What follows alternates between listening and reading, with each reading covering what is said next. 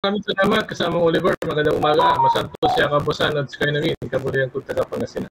Yes, sir. Sir, kamustahin lang natin yung sitwasyon ngayon, lalong-lalo na yung pag-monitor dito sa bagyong Ramil. Yes, ito po yung weather bulletin number 16. Ito po yung kanilabas po kaninang alas 8 ng umaga.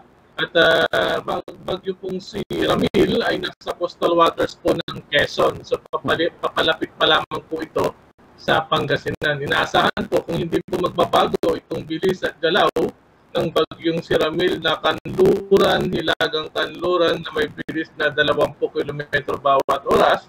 Inaasahan po na mamayang alas 5 ng hapon ay nasa Pangasinan na po ito. Hindi naman directly na tatamaan mismo ang Pangasinan. Kaso nandun po tayo sa radius ng bagyo. Kung hindi magbabago yung pinapakita ngayong alas 8 ng umaga. Malapit na malapit po ang Pangasinan sa pinakamata ng bagyong si Ramil. Ulitin ko po, mamaya po alas 5 ng hapon, ito po yung pinakamalapit. Pero paghanda na po natin ngayon, dahil habang papalapit po ito, ay yung kalahati po o yung outer cloud band nitong bagyo ay nakakapagbigay na ng mga pag-ulan. Hindi lang po sa Pangasinan, halos buong Southern Luzon, Central Luzon. May mga lugar po na nakataas po ang signal number 2 at kasama na po dyan ang Pangasinan. So nasa signal number 2 po ang Pangasinan.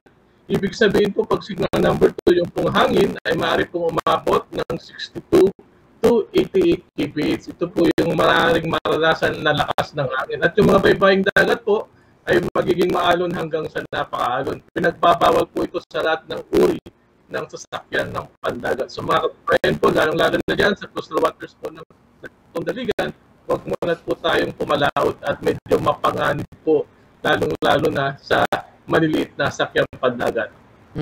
Yes, sir. Yes, sir. Sir, hanggang kailan po natin i-expect ano po ito pong bagyong Ramil? Pakiulit. Yes, sir. Good morning po sa inyo. Hanggang kailan po kaya natin ina-expect ito pong lakas ng bagyong Ramil?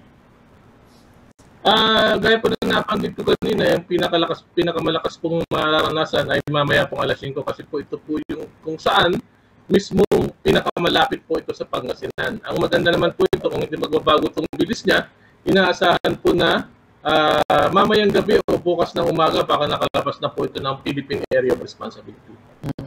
Yes, sir, Hiner. Sir, pang ilang bagyo na po ito at gaano ito kalakas kumpara sa nakalipas na mga bagyo?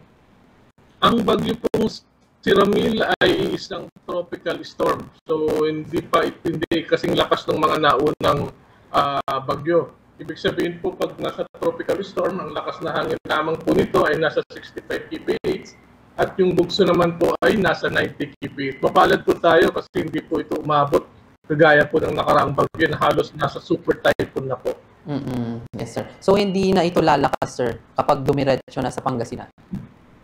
Nasa kalupaan na ito ngayon, so mamiminting na lang yung lakas nito. May chance pa, may chance pa baka humina pa ito. So monitor lang po natin dahil di po mamaya pong alas 11 magbibigay muli po ng update. Makikita po natin doon kung lumakas ba ito o humina. Pero bilang in my 15 years experience as a weather forecaster, sa ganyan, pag nasa kalupaan na po ang bagyo ay hindi na po ito lumalakas. Unless, pag nasa West Philippines na po ito, may chance pa na lalo pa itong lalakas dahil nasa dagat na. Yes, sir. As of now po ba, meron pa po tayo na monitor na mga paparating pa na bagyo po ngayong week na ito? As of now po sa Pacific Ocean, wala pa naman po tayong nakikitang mga cloud cluster o mga ibig sabihin may mga umiikot o LP, wala pa naman po tayong nakikita. So focus po tayo dito kay bagyong Ramil. Yes, sir.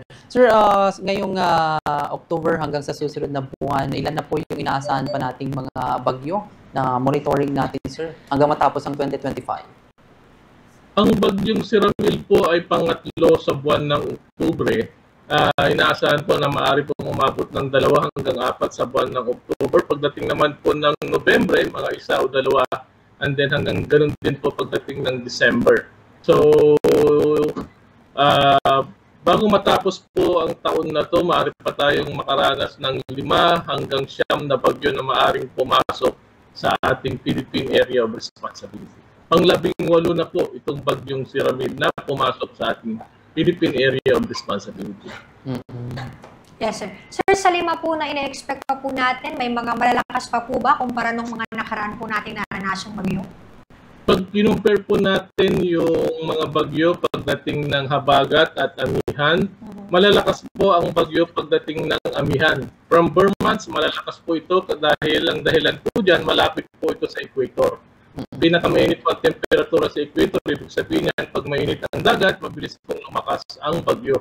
Ang pagkakaiba lamang po, mas malalaki ang bagyo pagdating ng Habagat. Malalaki siya, halos buong Pilipinas ay cover po ito. Pero pagdating naman po ng Amihan season, dahil medyo malamig na po ang temperatura, hindi po ganun kalaki ang bagyo. Yun nga lang po, malalakas po